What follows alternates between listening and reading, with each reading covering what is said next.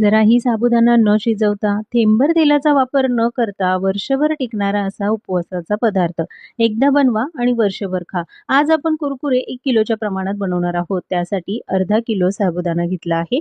वाटीने मोजून घेणार असाल तर 2 वाट्या आणि कपाने मोजून घेतला तर 4 कप साबुदाणा घ्यायचा. जाड बारीक कोणताही साबुदाणा वापरू शकता. ज्या वाटीने आपण साबुदाणा मोजून घेतला त्याच वाटीने 2 वाट्या पाणी चांगलं कडकडीत गरम करून घ्यायचं आणि हे गरम पाणी साबुदाण्यामध्ये घालून 4 तास भिजत ठेवायचं आहे. 4 ते 5 तास तरी साबुदाणा व्यवस्थित भिजवून घ्यायचा. अर्धा किलो बटाटे घेतले, ते शिजवून घेतले की लगेचच स्मॅश करून घ्यायचे. म्हणजे साबुदाणा आणि बटाटा छान एकजीव होतो.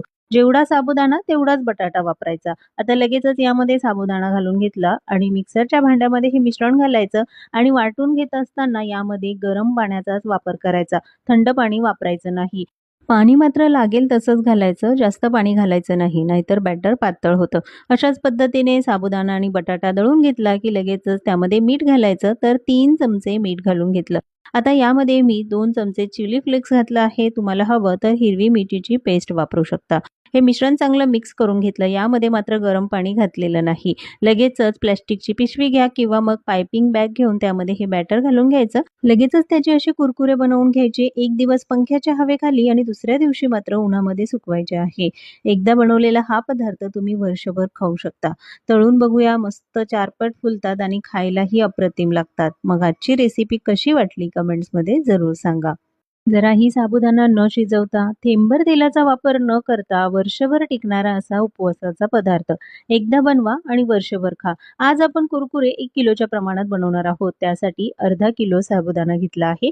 वाटीने मोजून घेणार असाल तर 2 वाट्या आणि कपाने मोजून घेतला तर 4 कप साबुदाणा घ्यायचा.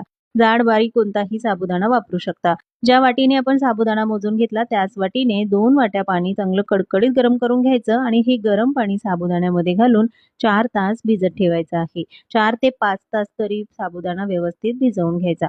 अर्धा किलो बटाटे घेतले, ते शिजवून घेतले की लगेचच स्मॅश करून घ्यायचे. म्हणजे साबुदाणा आणि बटाटा छान एकजीव होतो.